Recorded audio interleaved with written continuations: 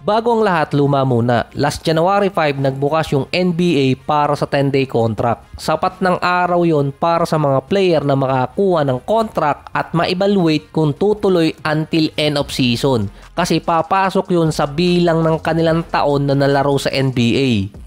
Katulad ni Tony Snell na kung mabigyan siya ng 10-day contract at maituloy yun hanggang end of season, mabibilang na bilang pang 10 taon na service niya sa liga. Pero sa ngayon, wala pang gustong magbigay sa kanya. Nakita kasi yung mga post ng asawa niya na ang rason kasi ni Tony Snell kaya gusto niyang mag 10 taon sa liga para sa medical expenses ng anak niya.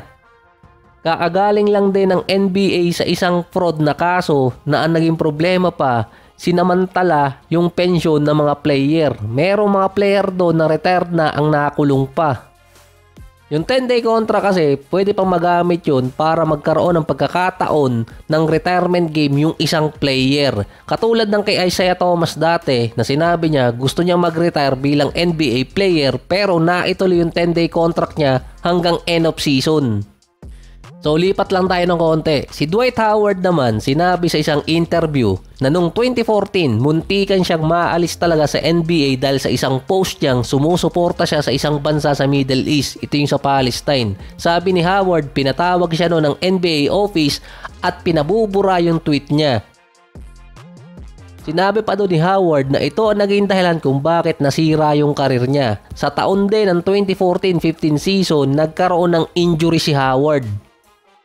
Based pa dun sa sinabi ni Howard na naging dahilan ng pagbagsak ng karir niya dahil pinatawag siya ng NBA noong 2014 para lang sa isang post, sinabi agad ng Commissioner's Office na walang nangyaring gano'n noong 2014 kay Howard. At isa pa doon, napakabihirang sumagot ng Commissioner's Office na related sa isang podcast.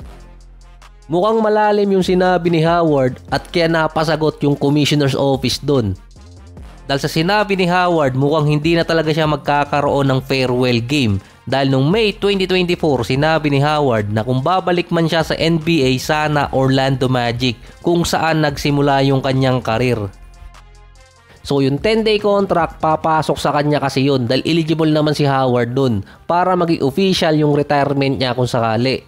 Ng September 24, walang nag-alok no ng kontrata kay Dwight Howard. Sa isang podcast, in-announce niya yung retirement sa NBA na ang reason para sa pamilya niya kasi tumatanda na yung mga bata, pati na rin siya.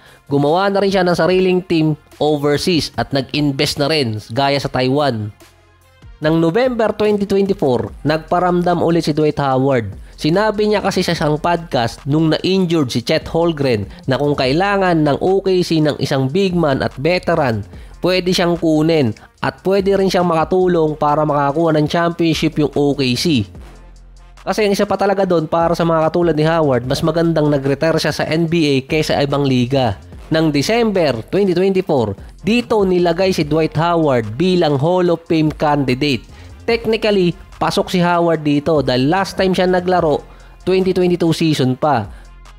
Pero ang rule kasi sa Naismith Basketball Hall of Fame, hindi sa NBA Hall of Fame, dapat fully retire ang player ng at least 3 taon. Hindi fully retire noon si Dwight Howard dahil noong 2023 off-season, sumubok pa siya sa Golden State. Hindi nga lang siya nabigyan ng kontrata.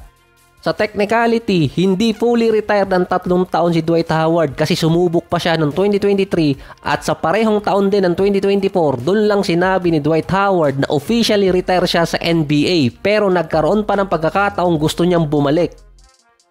Kaya ang ginawa ng NBA doon, mismong sila na nagpa-retire kay Dwight Howard. Nilagay na siya sa Hall of Fame. Hindi pa talaga eligible talaga si Howard na mapasama kaso isinama na siya at mismong liga na nagsama sa kanya. Si Carmelo Anthony, parang pasok din siya dahil last season niya 2022, official retirement niya or announcement 2023. 1 taon lang din ang pagitan sa 2024. Yung kina Melo at Howard, nomination pa lang naman yun. Hindi talaga sila officially nasasama pa. Sa All-Star Weekend pa malalaman. Pero sa pagitan ni Howard at ni Carmelo Anthony, mas eligible pa si Carmelo na manominate kasi halos 3 taon na siyang retire. Si Dwight Howard, 1 taon lang or nasa buwan pa nga. Para talaga official na manominate si Howard, kailangan niya maghintay ng 1 taon pa or 2. Pero dahil sa paulit-ulit niyang pagpaparamdam na babalik, mismong NBA na ang nagsama sa kanya para retirement na talaga.